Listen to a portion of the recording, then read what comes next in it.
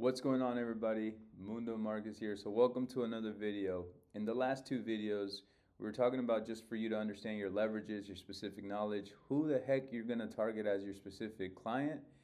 And so now we're finally going to get into the more tactical points of how you can start to generate free opportunities for your business. Now let's get into it. So here are going to be the 3 daily tasks that I focus on to help us get to where we are today, right? So that we could find more work, but at the same time, continue to find better clients. So one of the things is at the beginning, you're going to want to say yes to any work. I'm not telling you not to do it. We did it, right?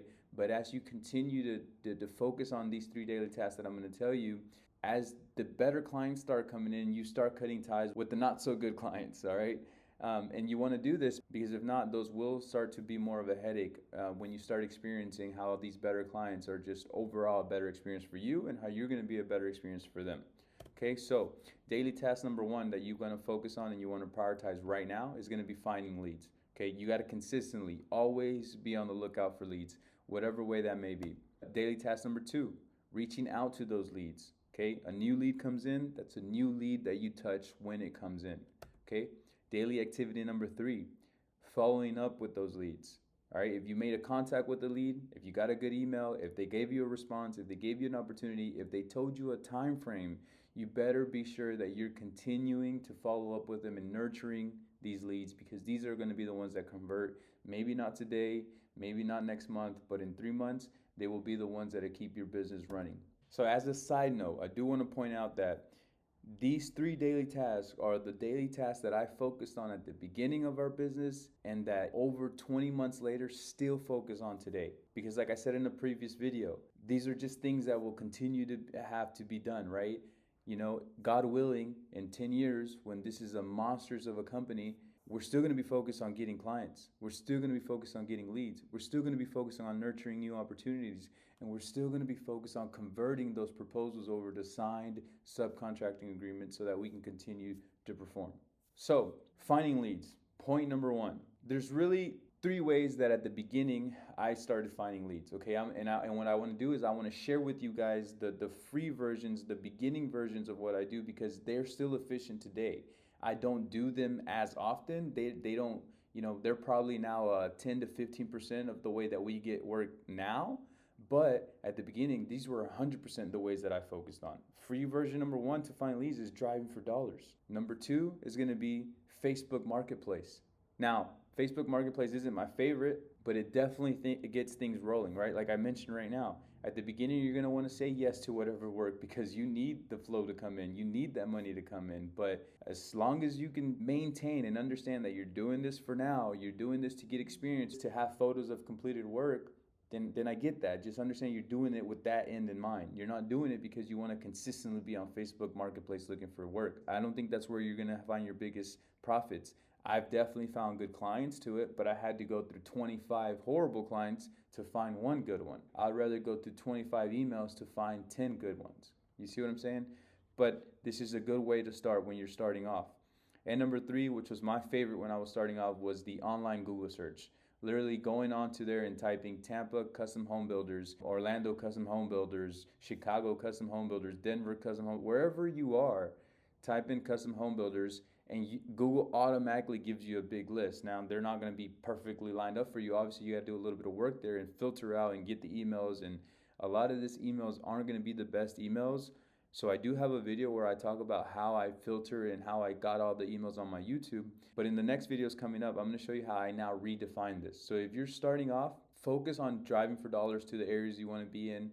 Go onto Facebook Marketplace, and then just, if you want to shortcut yourself almost 2 years of work, the next video is going to be talking about how I outbound email today and how much that's worked. Now, I will say that the new version does require references, and I'll talk about more on that in the video. If you're just starting off and you just want to get things rolling, just Google this search and start sending out emails. Start sending out emails. Start sending out emails and get that momentum rolling, okay? So outreach, step number one, you found the leads. Right? You went and you drove around the areas you want to be in. You saw a bunch of custom home builder signs in the area. You took pictures of them. You wrote down their numbers, however you track the data. You went on Facebook Marketplace. You got a bunch of posts that you want to reply to. Now you got to do the actual outreach, the actual connecting with them. So there are 3 methods that I primarily use. Okay, and I think these three methods are the most common in any business and just in sales and acquisitions in general, but these are super highly effective for me, and I'll tell you which one's my favorite. Method number one is cold calls. All right, you're gonna be doing cold calls from all the job site boards that you collect. So you go and you see a new foundation is poured, you see that they put a sign on a vacant land that they're getting ready to build. Those are the numbers that you're gonna be cold calling. Cold approach. Whenever I was driving around, whenever I was going around these areas, I would see some people at these job sites. I never knew if they were the supervisors or if they were the homeowners or if they were painters or whoever it may have been. My rule was always, if I saw someone at a job site, I introduced myself. More often than not, these were actually the supervisors. And so now I didn't just have a billboard number to call. I had a better email and a better phone number, and I got a better idea if they were even looking for a vendor for siding and stucco or not. These conversations are always beneficial. I also found sometimes that I would talk to other subcontractors and they would tell me, like, I remember one subcontractor, he was a framing guy, and he told me, he was like, man, I'll be honest with you, these guys are a pain in the butt. Like, I'm closing out this job now, but they haven't paid me for 3-4 jobs on the last one. I didn't let that dictate whether I was going to work with him or not, because I don't know what he did, right? I don't know if he maybe wasn't performing, if whatever. There's two sides to every story. But you have conversations like this, right? And what I'm getting at is that these subcontractors have already been working with them, are already working with them. They can give you insights that a supervisor won't give you. They could tell you, oh yeah, man, I talked to the guy last time. They were actually looking for a siding guy. Cool, man. Yeah, I know. A lot of the jobs are stopped because there's nobody fulfilling on stucco, which was another conversation that I had with a previous, I believe he was actually a painter, right? And so him as a painter, it was in his best interest to get a stucco crew in there, because he didn't have nothing to paint without one. You see what I'm saying? So you never know what the conversations you're going to have. So that is a rule that I continue to always resort to. And my father knows it, and my mom knows it. And every time when we're driving around and they see somebody and they say, oh, look, my dad will be like, man, that looks like a supervisor truck. So I get off and introduce myself. Most of the times it is, sometimes it's not, whatever. It doesn't hurt to have that conversation. Okay? Outreach method number 3, emailing, cold emailing. So yes, this one definitely takes time, right? This one takes a lot of time because at the beginning you don't know what to say, because you don't know how to find emails, because you don't know if they're even seeing your email. So it takes time and effort, but they're out there, right? The clients, they're out there. They're waiting to get found. One of the things that I like to think about is that GCs are actually more in need of a good subcontractors than we are of GCs. There are thousands of contractors out there, and I'm not saying they're all good or they're all bad, but what I'm saying is that most of the GCs will stand on the point where we as subcontractors need them because they have the work, but there are less quality subcontractors than there are quality builders. And one quality builder will pass you along to another quality builder and to another, and it'll trickle because there are so little of you. There are so little of us. So be patient and be realistic. Now, I told you I was going to tell you my favorite one. And my favorite one is honestly cold emailing, because of what it's produced for us, because of the amount of output that I can get without having to leave the office, without having to get too distracted from my estimates, without having to get just distracted is really the best way that I can say it, because my focus and my clarity is the most important thing to us, right? Being in the position that we are, where we're trying to drive as visionaries, as CEOs, where we're trying to push things forward, we have to have a lot of focus. And so being able to send out 10 emails in the morning and still have all my day to be able to correctly estimate, to schedule, to make sure that we're sending off the right material, there's just really no value that I can put on that. Now, on the follow-up, I am going to be very brief on this because this is going to come up on course number 2, right? This is course number 1, creating opportunities. Course number 2 is going to be following up and nurturing those opportunities. So I'm going to be very brief on this one, but in the course number 2, you're going to get a lot more in-depth information of details and pro tips and what I do to consistently stay on top of mind of our clients. But number 1, you want to gather and save the data in a CRM. And even if you don't have a CRM, or if you don't have the ability to pay for a CRM, guys, there are free CRMs out there. It's just a simple Excel worksheet, all right? CRM is going to be the fancy version of it, but a really simple, basic, and effective CRM is just an organized Excel sheet where you track your notes, like point number 2 says, track down when you're going to follow up with them, when they told you the project is going to be ready, when they want the submittal done, all of these things, right? You're tracking all these notes. You're going to be timeliness on your follow-ups. Okay, so point number 3, If they tell you that they are going to have a job in the next 30 days, are you going to wait those full 30 days to follow up with them? I hope not. I'm going to be touching base with them in 5 days just to see that that's still the time period, because things move really fast, because permits come in right away, and because they make decisions right on time. As soon as that permit comes in, now they're looking for their vendor that's going to fulfill on that, because they need to catch back up if they're delayed. So put priority behind the follow-ups as far as when you're following up with them goes. And number 4, you got to be creative. And I'm going to dive into this heavy on course number 2, because one of the biggest issues that you're going to face when following up is that feeling of being annoying, that feeling of constantly being up the general contractor's ass. You're not, but you got to get creative around it, right? And what I can tell you now is that the better notes you take, the better and the easier your follow-up is going to be. So with that being said, with those methods having been laid out for you guys, you want to focus on 3 different things, right? You want to prioritize finding these leads. There's nothing more important than continually generating leads, whether that's going to be through your driving for dollars on the billboards at job sites, whether that's going to be on Marketplace whenever you're bored and you don't have nothing to do, or whether that's going to be Google searching and finding new emails to send out to. Always find leads, and then you're going to always want to focus on reaching out to those leads until you get a response. Don't be scared to send out 5, 6, 7 different emails until somebody responds to you. A lot of the emails that you're going to be coming across on these Google searches, on their social media profiles, on their Facebooks, on their websites, these are not going to be the best emails. All right. Whenever I talk about emails on the next videos, I'm going to be getting into depth on quality emails, but at the beginning, you got to understand that you just got to simply keep sending out emails and sending out emails. Most of them are not going to be seen. Most of them are going to be seen by the wrong person, not the ideal person. So you have to continue to focus to outreach until you get a response. And then you got to remain disciplined on your follow-up. You got to remain disciplined to doing your follow-ups, because the follow-ups get very tedious. They get very boring. Sometimes you don't want to do them. Sometimes they seem a lot harder than they are. Before I got into this industry, when I first started in entrepreneurship, I was in real estate, and I was doing real estate wholesaling. So I had a cold call all day, every day.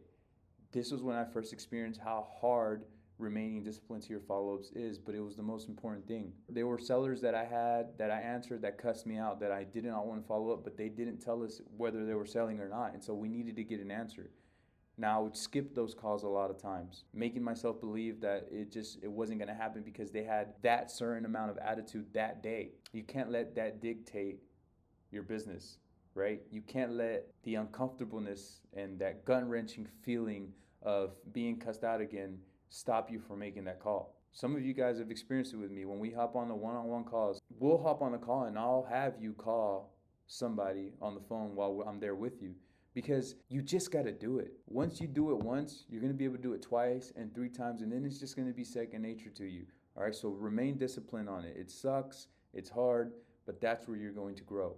Because this is where you start to differentiate yourself. When you prioritize finding leads, when you prioritize finding these guys and then not taking no for granted and focus in until you get a response. A lot of these GCs that I talk to, I have a very good friend of mine who's a high-end GC that tells me one of the things that always gets his attention and that translates to him the value of a subcontractor and kind of starts giving him an idea of how good of a subcontractor you are is how much you're willing to follow up until you get a response. You got to understand that most of these GCs, right, they're not dealing with just one GC like we are as subcontractors. They're dealing with, 15 to 20 different subcontractors in different trades at different times and different projects. They have a lot going for them. Most of your emails are going to go right to the junk folder, right? You got to have persistence behind it if you really want it. All I can tell you is that this is still what I focus on today. Like, what I'm telling you is not some bullshit that I just made up so that it can sound like hard work and like shake out people that will or will not do it. I quite frankly don't care if you do it or not. I'm sharing with you, the very few of you guys that are going to take action, exactly what I'm still doing today.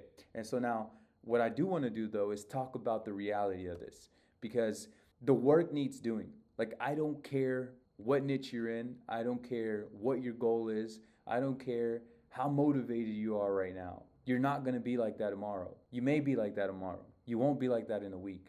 This shit beats you up. Constantly hearing no, day after day, week after week, not seeing any contract come in is going to beat you up mentally. And so you got to understand that the work needs doing, because this shit's gonna be hard. This shit's going to be boring, and it's going to suck. At the end of the day, it still needs to get done. If you really want to fulfill to your parents, to your family, to your daughters, to your son, to whoever, and give them that future that you know you can provide, then it needs to get done. No one else is gonna do it but you.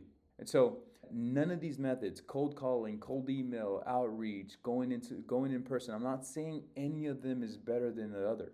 Whatever you decide to do, if you think you're going to be better at sending SMS and you want to figure out how to send SMS and blast text messages till you get a response to these general contractors, so be it, right? So be it. Just be aware that it's all going to take two things, in my opinion. Number one is massive action.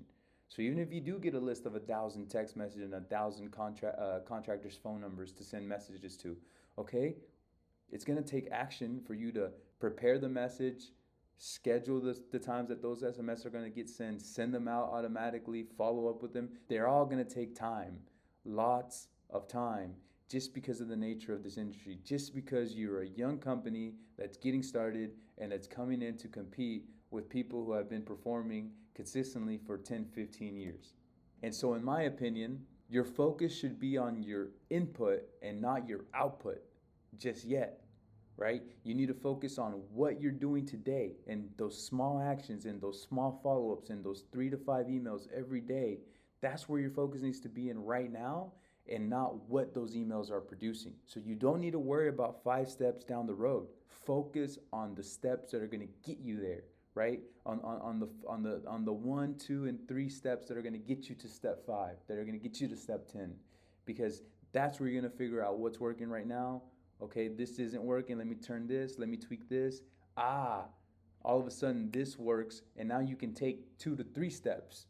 You see what I'm saying? So you got to focus on your steps that you're doing today with your daily actions. The question then is, what can we do every day that's not going to overwhelm us and will continue to produce a positive outcome towards the end goal that we want? And that's consistent work. That's what you can do every day. That's the one thing that every one of us has under our control, is being able to be consistent, being able to consistently show up, do the 3 to 5 action items that you have to do every day, and then figure out what you could do better after that on your downtime. That's it. Be consistent. This is under your control. It's always under our control. So again, our focus should be 3 things: consistently finding leads, consistently reaching out to those leads, and consistently tracking the outcomes of all of those follow-ups and all of those outreaches. So, as I wrap up this video for you guys, I want to know one thing. Do you think that was helpful for you? Can you apply these 3 daily tasks so that your business can get more work and better clients in the next 30 days, so that you don't have to spend almost 2 years figuring out what works and what doesn't, like I did?